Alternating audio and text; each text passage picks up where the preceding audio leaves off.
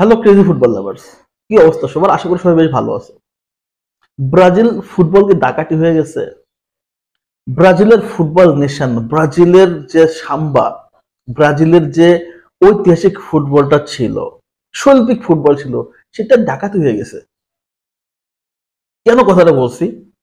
দেখেন, একটা সময় ব্রাজিলে শয়ে শয়ে, হাজারে হাজারে ফুটবলার তৈরি হতো। সেখান থেকে কমপক্ষে 8-10টা প্লেয়ার তো বিশ্ব মহাতারকা হয়ে যেত এবং তারা লিজেন্ড হয়ে যেত। কিন্তু এই সময়ে 2010 সালের পর থেকে এসে ব্রাজিলে কেন তারকা বেরোচ্ছে না? কেন ব্রাজিলের প্লেয়ার গুলা এই একটু ঘরোয়া লিগে খেলেই ইউরোপে চলে আসা পাগল হয়ে যাচ্ছে? এটার একটাই মাত্র কারণ, টাকা।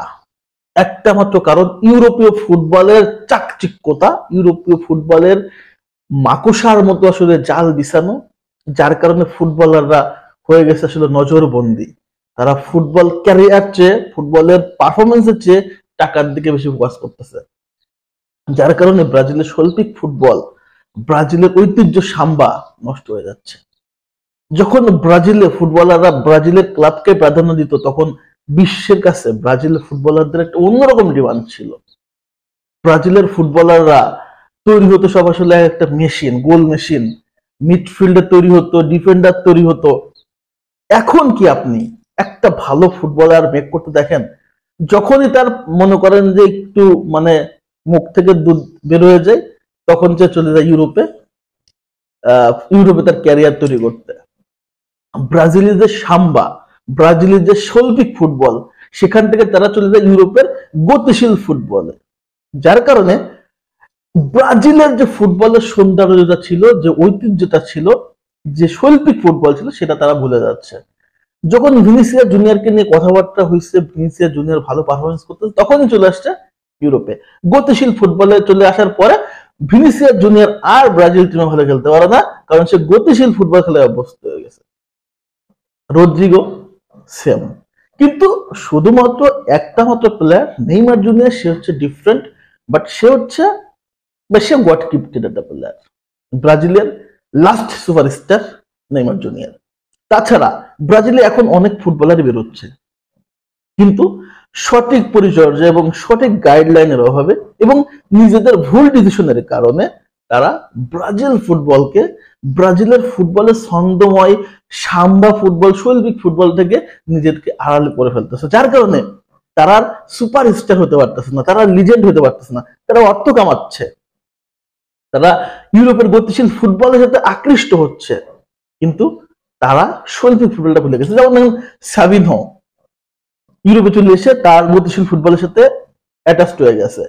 এখন দেখতে এস্তেমা উইলিয়ামস, সে দুর্দান্ত খেলতে, পালমেইরা আছে, আবার সে চলে আসছে চেলসিতে। তাহলে একটা প্লেয়ার যখন উঠবে, যখন শৈল্পিক ফুটবলে মানায় নেবে, যখন তার ক্যারিয়ারটা তৈরি হওয়ার একটা প্ল্যানিং আসবে, তখন সে ইউরোপে চলে আসতেছে তার অর্থনৈতিক সমৃদ্ধির জন্য। আমাদের অস্কারের কথা বলি, যখন চেলসিতে ছিল মোটামুটি ভালো খেলতেছিল, যখন অর্থের একটা ঝনঝনানি পেল চায়না লিগে, তখন সে চলে গেল অর্থ সন্ধানে। তাহলে কিভাবে ব্রাজিলের আসলে তৈরি হবে হচ্ছে লিজেন্ড, তৈরি হবে শৈল্পিক ফুটবল? বর্তমান ব্রাজিল ফুটবলটা হয়ে গেছে একটা তামাশা, আর্থিক এবং হচ্ছে ইউরোপের চাকচিক্যর একটা ছলকানিতে ব্রাজিল ফুটবলার পড়ে গেছে। যার কারণে দেশের ফুটবল, দেশের ঐতিহ্য, ফুটবল যে ব্রাজিলের অস্তিত্ব, সেটাই সবাই ভুলে গেছে। এখন এই সমস্যাটা সমাধান হবে কিনা জানি না।